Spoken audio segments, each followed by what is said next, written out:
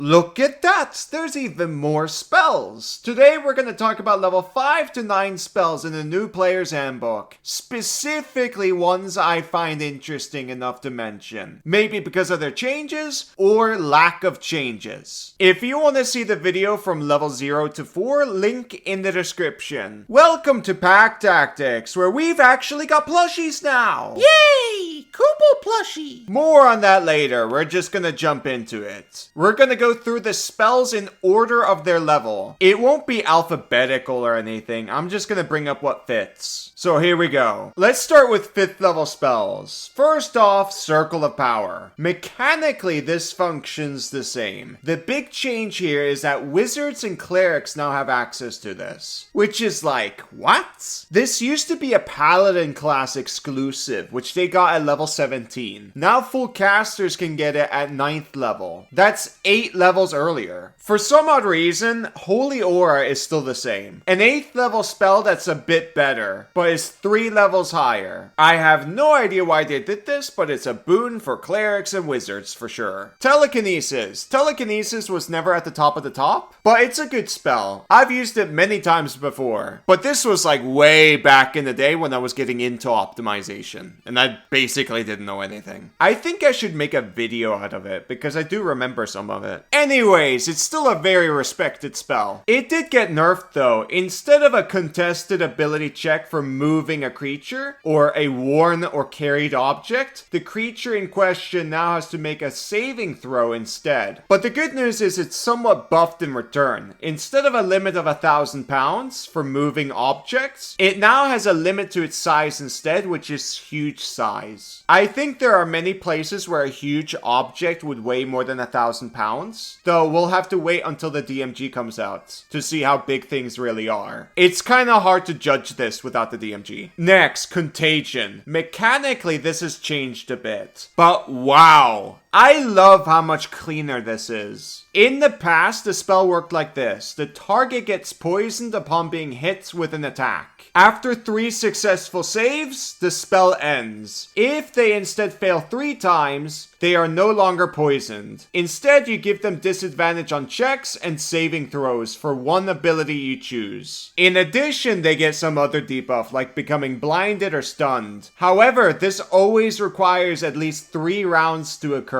Now, the spell requires a Constitution saving throw to apply instead of an attack. That part of the spell sucks. But anyways, they take 11d8 necrotic damage on a fail and the poison condition. Additionally, they have disadvantage on saving throws for one chosen ability. But Kubal, there's no longer disadvantage on ability checks for that ability? Gator, the poison condition does that, but for all abilities and even attack rolls. I love how this consolidates many parts of the spell, and it immediately takes effect rather than after 3+ rounds. We're still dealing with the same if you succeed 3 times, the spell ends kind of deal. But that now means the disadvantage applies for at least 3 rounds. You could even choose Constitution for the ability to make it harder for them to succeed. The 2 downsides here are that they need to fail a Constitution saving throw to start with, and that there are no longer additional debuffs attached to it, but I think the benefits more than make up for it. I don't think this is an amazing spell or anything, but it's definitely a lot better. Next up, Animate Objects. Ooh, look how they massacred my boy. The option for tiny objects has been removed. They cannot fly anymore. The effective hit points for every form is less than before, even though their AC went up for the available options. I'm taking enemy accuracy into account, by the way. I also did some quick math to compare the DPR. The new objects deal 1d4 plus 3 for medium or smaller, 2d6 plus 3 plus your spellcasting ability modifier for large, and 2d12 plus 3 plus your spellcasting ability modifier for huge, all with a 2-hit bonus equal to your spell attack modifier. Assuming we're at level 9 with a spellcasting modifier of +5, and against an AC of 17 17, the DPR used to look like this. Now it looks like this. Yes, the DPR has increased slightly for the worst options, but the damage has decreased for the medium-sized. And the best option has been removed. The top tier damage that was available before has almost been cut in half. This spell is so much worse than what it was before, it's really quite sad. And I know you're pretty sad about this too, so to cheer you up, plushies are now available in the Pack Tactics store. And yes, you can cast animate objects on it to turn it alive. This little optimizer will give you advantage on your attacks. It's a perfect gift for any adventurer. The company that makes these haven't started their full production yet. But with 200 orders, that will speed things up and you'll get this adorable little kobold early. And if this does well,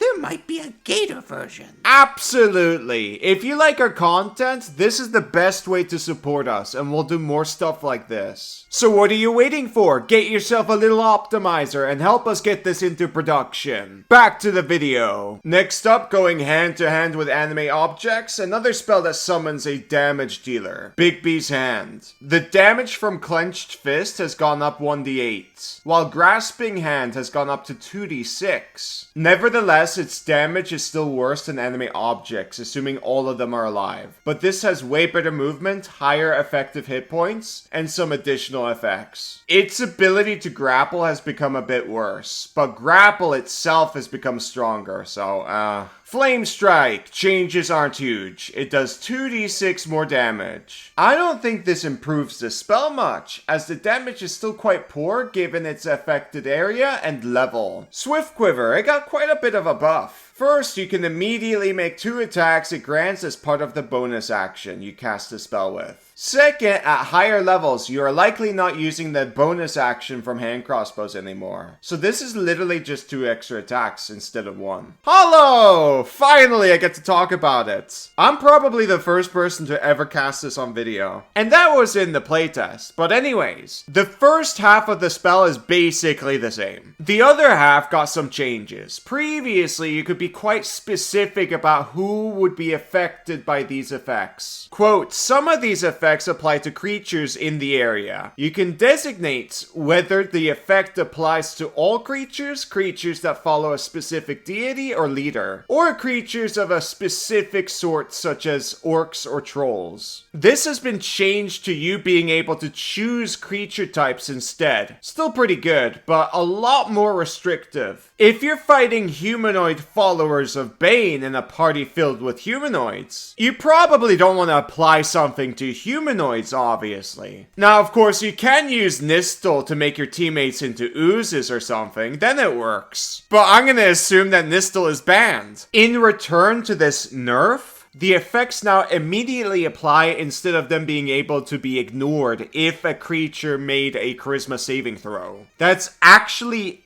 massive. But Kobold, the way you talk makes it sound like you're using Hollow in combat. The casting time is 24 hours. You're cheating. It's not a story the faithless would tell you. It's a cleric legend. Level 10 clerics are so powerful and so wise that they can use their faith to influence the casting time of spells to cast Hollow as an action. I'll talk more about this in the cleric video, but if you want to watch me use it during the playtest, link in the description. Anyways, to finish off Hollow, the resistance and vulnerability option no longer excludes bludgeoning, piercing, and slashing. That's a pretty big buff. Now for some spells that were unchanged. First off, Seeming. In my opinion, still a really good warlock option for the subclasses that get it, as the illusion doesn't become see-through once noticed. Second, and very surprisingly, Planar Binding, one of the best spells in the game. This got indirectly buffed as people can now willingly fail a saving throw. You can force a bound target to fail on a subsequent saving throw to maintain control and keep them as your minion forever. And finally, this is the first thing I looked up as soon as I got the book from Wizards of the Coast. Wall of Force!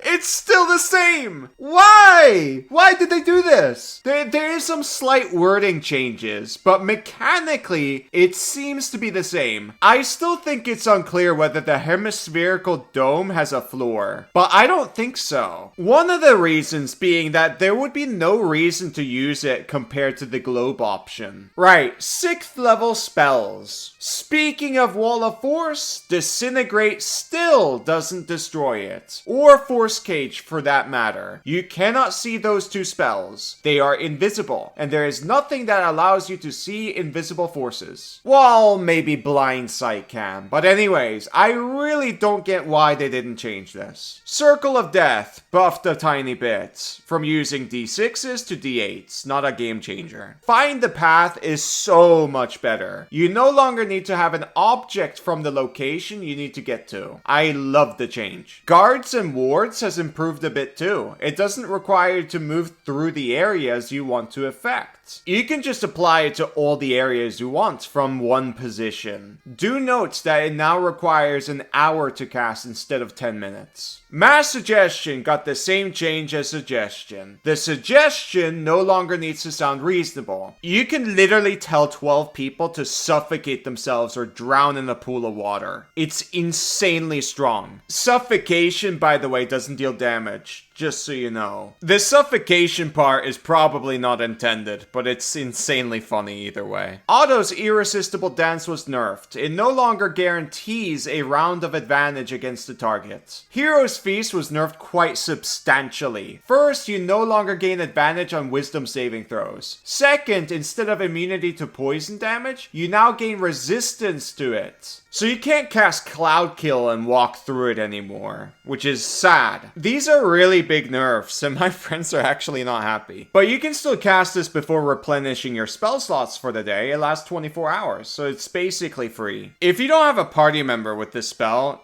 something is incredibly wrong. Everyone picks up Hero's Feast. It's free! Come on, guys! Grab it! Now for another big one. Magic Jar. One of the strongest and most degenerate spells ever. It's been nerfed a lot, but it's still worth picking up. You now replace your hit points, hit dice, strength, dexterity, constitution, speed, and senses by the creatures. That means no stacking hit points or hit dice. No getting more spell casting. No getting any other features. Definitely a lot worse. Though, of course, you can still greatly benefit from replacing your stats with a monster's. What I really should say is humanoid, but with Nistel, you can literally do whatever you want. But Kobold, size is not in the list. Does that mean if a gnome possesses a human, the human shrinks? Gator, what did I tell you about mentioning gnomes in this household? But anyways, you're right. It is a bit weird, but no, the body wouldn't morph to be as tall as us or anything. That's not part of the effect of the spell. Mechanically, a creature's size does the following. A creature belongs to a size category which determines the width of the square space the creature occupies on a map, as shown on the creature size and space table. The table lists the sizes from smallest, tiny, to largest, gargantuan. A creature's space is the area that it effectively controls in combat, and the area it needs to fight effectively. So I suppose you just have a human that possesses less area on the map and fits in smaller spaces through squeezing. Some other really weird stuff is, if you possess somebody who has gills, like a triton, or whatever they're called, you cannot breathe underwater. I think most other things are covered by speed and senses, luckily, but there's definitely some quirks here. Obviously, if you have gills, I'm gonna let you breathe underwater. But maybe they just thought you're not used to using them, or the magic just does not allow you to do this. This spell still has most of the same tech as before, like I just mentioned Nistel not too long ago. So if you take advantage of Suggestion or Planar Binding, then you could in theory just take over anything you want. This spell is still utterly insane. Yeah, I'm picking it up. Now let's move on to 7th level spells. I want to start talking about nudeness. Wait, what?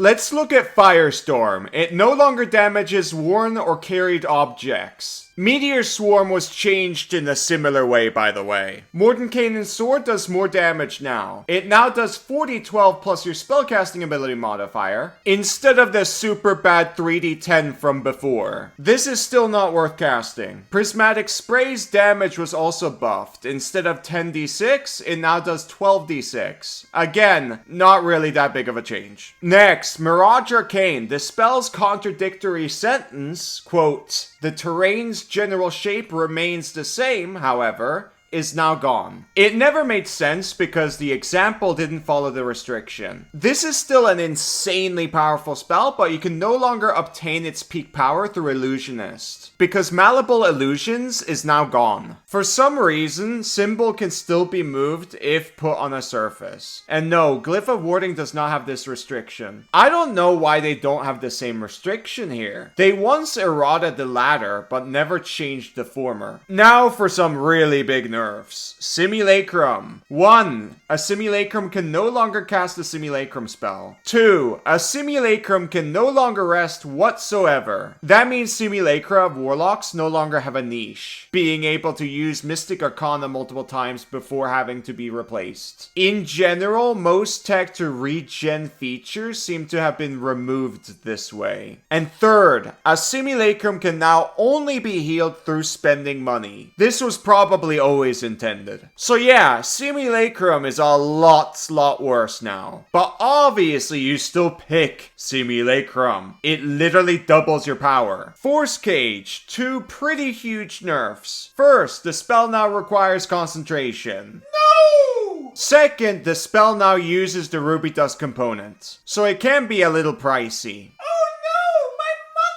Whatever, you still pick it up and use it. The only thing that really changed is that you just cast Wall of Force more often. Moving on to 8th level spells. First up, starting with another nerf, Maze. Targets now get to make an investigation check rather than an intelligence check. It doesn't really matter that much, but it's worth bringing up regardless. But at least Minotaurs and Garistros no longer auto-succeed this. Next, Mind Blank. I like the changes. Instead of becoming immune to divination spells, they basically just wrote out, the target is also unaffected by anything that would sense its emotions or alignment, read its thoughts, or magically detect its location. And no spell, not even Wish, can gather information about the target, observe it remotely, or control its mind. That means you can combine this with Foresight or Gift of Alacrity and stuff like that. I really like that. Finally, Antipathy Sympathy, a super powerful spell that deserves its own video. And it surprisingly got buffed. Here are the changes. 1. You no longer target an area, only an object or a creature. That's basically whatever. 2. It is no longer limited to intelligent creatures. This is nice. 3. Instead of being affected while within 60 feet of the target or seeing it, you now need to be within 120 feet of it. There is something to be said about losing out on creatures seeing the target from more than 120 feet away, but that's honestly unlikely. I imagine 90% of cases there would be some sort of cover. So I think this is a buff. 4th change is that effects only end if the creature succeeds on a saving throw after being more than 120 feet away, instead of immediately ending. So getting rid of this spell is super hard. It's not like a concentration spell or anything. This is absolutely bonkers. I mean, it kind of fits because it's an 8th level spell. I'm just so surprised this got buffed. Final few spells. 9th level spells. This is where you're God. Power Word Kill is a lot better than what it was before. Instead of doing nothing if the target had more than 100 HP, it now always does at least 12d12 damage. Good change. I still don't see myself picking this up, but at least bards will no longer feel bad casting this. Weird improved a lot, as it does a lot more damage now throughout its whole duration. It's still not very impressive. I've got better things to do. Imprisonment no longer allows the target to teleport. Pretty good. Finally, let's talk about one of the most powerful spells in the entire game. This one's super famous, you know it. Wish! Its effects now include replacing one of your feats for which you are eligible. Though in general, I do not recommend doing this, as doing anything other than casting other spells by duplicating them risks you losing the ability to cast the spell forever. And yes, I know there's some tech where you can use Heroic Inspiration to improve your chances to not lose the spell, but I still don't see it as worthwhile. Also, if we're being very rules as written about this, it doesn't say that there are dice involved at all for what it's worth. Anyways, that was all the spells. So 4 videos in total. There's probably things I missed, most likely. Hopefully I'll get to them eventually. But we'll see. I really enjoy making individual videos for individual spells. I have a lot of fun making them. And I'm gonna keep doing that for probably like a year, maybe 2 years, maybe 3 years. Who knows? Anyways, end the video. I hope I earned your subscription and maybe a like and a comment and all that. Also, don't forget to check out the plushies. They're super cool. Thank you for watching. Bye-bye.